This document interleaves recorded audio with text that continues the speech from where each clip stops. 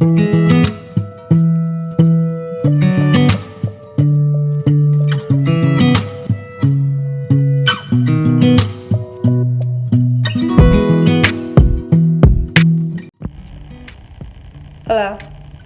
A wise person once said that life should not be a journey to the grave with the intention of arriving in a pretty and a well preserved body. Rather, skidding on the broadside in a cloud of smoke, thoroughly used up and completely worn out, loudly proclaiming, "Wow, what a ride!" My guest today on the show, that is Echelberger from United States of America, embodies this quote to the core. He is an adventure cyclist and is currently cycling around United States of America. Up next, he talks about his cycling journey and answers all the questions I asked him about this incredible journey that he has undertaken. Question number 7. Which cycle do you use and which do you recommend to beginners? Let's see, personally, I use a 2015 double-butted chromoly steel Kona Sutra. It's a drop bar touring bike with a 3x9 drivetrain, mechanical disc brakes, 700 by 38C Schwalbe Marathon original touring tires, and I have it outfitted with normally 2 racks for waterproof Ortlieb panniers. I do have a full parts and specs list on my website at irodeherefromkentucky.com under gear. But for beginners, what I'd suggest, I recommend getting a bike that first and foremost fits and is comfortable over anything else. I recommend something a little heavier or sturdier to be loaded up without stress on the bike so it will handle and perform well under a weighted load or on a variety of terrain conditions. But that's more specifically if you're interested in long distance touring.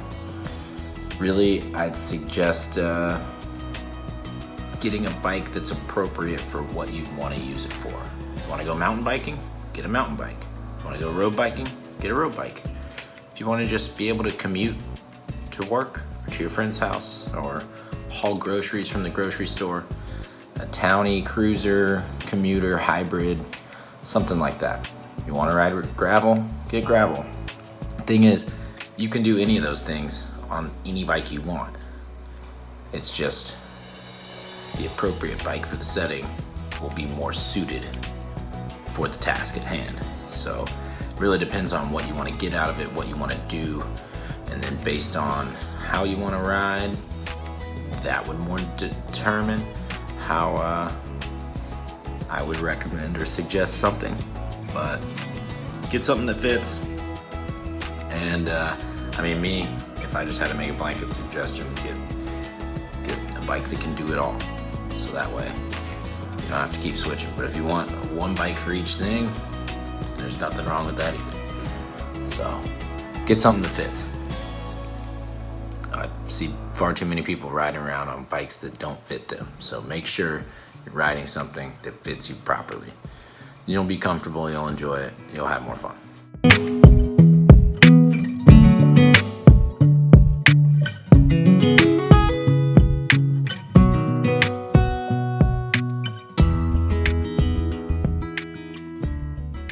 Question number 8. Do you follow any specific diet or meal plan? First, let me start off by saying I wish I was disciplined enough to do that, and mad respect for all those who are, but I'm an opportunistic eater. I don't have any dietary restrictions, so I mainly kind of eat whatever I want, whenever I want. I try to be healthy, but threw those goals out the window long ago. So basically, I did when I was training for my first bike tour and when I first started. But honestly, after a while, long distance touring, you're burning so many calories so often, your body doesn't really require anything specific. Like, you could just eat gas station junk food the whole time, which I often do, and you'll usually be just fine. I typically try to listen to my body and give it what it's craving. Vitamins and supplements are good as well. Some type of amino acid, omega oils, calcium, potassium, glucosamine, those types of things help the bones, muscles stay strong, keep your heart circulating, or your blood flow circulating, pumping hard. But for cardio, you mainly want carbs, fats, and protein, typically in that order, with some sugar and salt in there too. Keep your fluids up, and a mix of fast burning simple carbs is kindling for instant energy on the fire, and slow burning complex carbs as the logs for the long sustained energy. A salty michelada works just as good as a Gatorade any day. I try to stay away from highly processed stuff and keep it simple and clean, which is nice when you have the option, but isn't always realistically achievable and available when you're in the middle of nowhere and all you have are small town diners and bars and grills and pubs. But hey, usually at that point, when you've made it all the way out there, you've earned that extra grease and fat. Just make sure you grab a cup of coffee and find a bathroom after, if you plan on getting back on the bike, so you don't get too full or sleepy after a big meal when you're riding. I also typically like to keep dried, packaged, canned, and jarred things on me when I'm touring for emergencies, things that you can eat anywhere, anytime without much prep required. Always carry extra water. Rule of thumb, if you ride a lot, you have to eat a lot and drink a lot to make up for the sweat loss and calorie debt. Typically, you want to consume about 100 calories every 45 minutes to an hour for constant sustained energy output, as well as somewhere between 16 to 24 ounces of water as well, depending upon how much you're sweating, how hard you're riding, etc. If you want some type of specific food for sustained energy output, I really like Hammer Nutrition and Scratch Labs products. Make a bunch of supplements, bars, gels, gummies, drink mixes for before, during, and after the ride. Those will help replenish the nutrients that you've lost while you're exerting yourself and keep you feeling strong as you ride. I try to eat a lot of fruits and veggies and whole grains, as many of those as I can get as possible. But, you know, if you're hungry and you want something, just eat it. Go for it.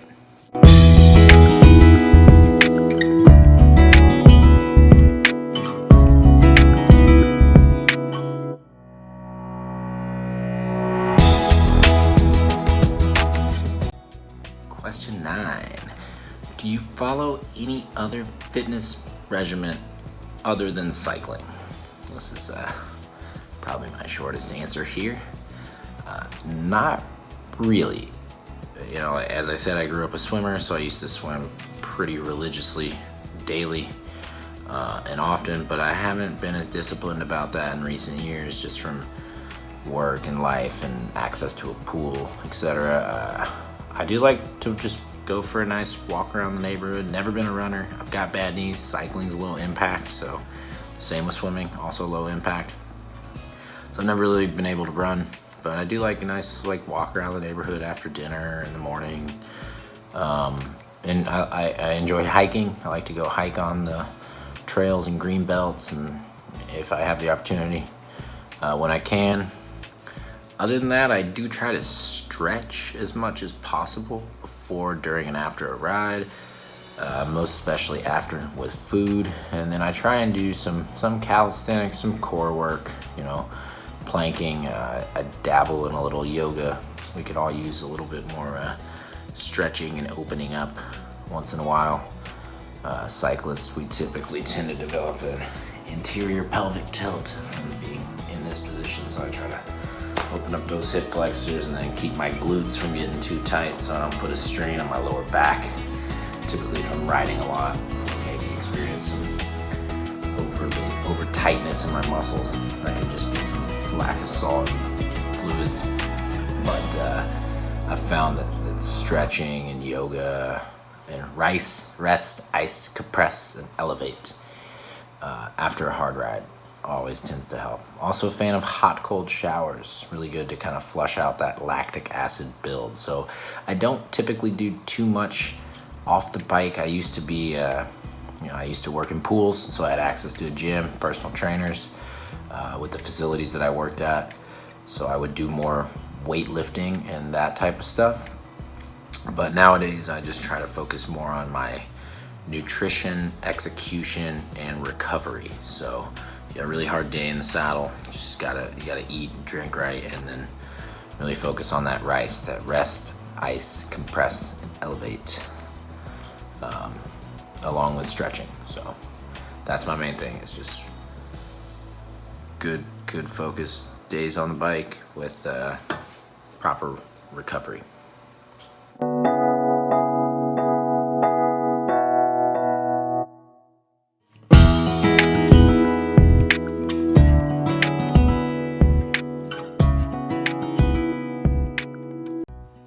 And here we are, question number 10. Last but not least, few words for fellow cyclists. Whew. All right, just get out there, go for a ride. My advice, take a bike tour. But you don't have to go across the country or even across your state. You don't even have to go across your county. Just go somewhere you've never been before. You don't have to sleep in a tent in the cold. You don't even have to do it overnight. Just go on a bike ride. I don't know how to explain it to you other than to say I've never regretted going on a bike ride, but I've regretted not going on a lot of bike rides. You don't have to climb a mountain or even a hill. Just grab the handlebars, push some pedals, and see where the road takes you. Wander, get lost, and explore. See something cool? Turn around, go back, take the detour, take the shortcut, take the scenic route. Take your time. Or if you're feeling it, fuck it, go fast, feel the wind in your face, feel the sweat on your back, feel the heartbeat in your ears. You'll never know what you're capable of until you push yourself. And even if it's not on a bike, travel. Whether by foot, car, plane, boat, bus, or train. It doesn't matter where you go. You don't have to go halfway around the world or even halfway across your own state just to have an adventure. You don't have to spend a fortune to explore some place you've never been. Do as much or as little research as you want. The important thing is just get out there and go. As corny and cliche as this may sound, the first step is always the hardest part. Nobody ever really knows where to start, and we're all figuring it out as we go, just as much as the next guy. Away from home is the best place to find yourself. We don't know how much time we've got on this planet, so make the most of it. Do something worth telling a story about. When you're dying, you won't think about how much money you've made, how many square feet your house was, or how many horsepower your car was. You'll think about the relationships you made with the people you met when you were traveling. And when you're gone, people won't remember you for how many degrees you earned or how many square feet your house was. They'll remember you for the times you shared together and the laughs you had. Who knows? Some of those people you met when you were traveling may one day become your family. I'm so incredibly thankful for everyone I've met along the way so far, and so uncontrollably excited for the people, pets, and places that have yet to come.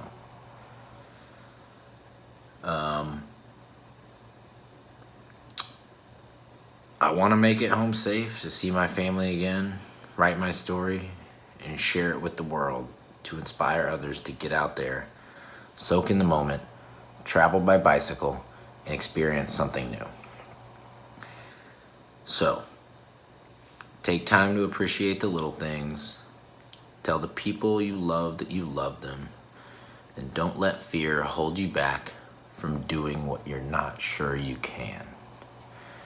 For now, I will leave you all with this. A poem I wrote just days before the trip that has become my mantra or my trip motto, somewhat of my ideology. It goes, I don't know what I'm looking for, but I know it's worth looking for. I'm not sure where I'm going, but I'm not staying still. The future's uncertain, but it's still gonna happen. Nothing else matters but the top of the hill. All right, y'all, it's been fun. Cheers. Peace. Tailwinds.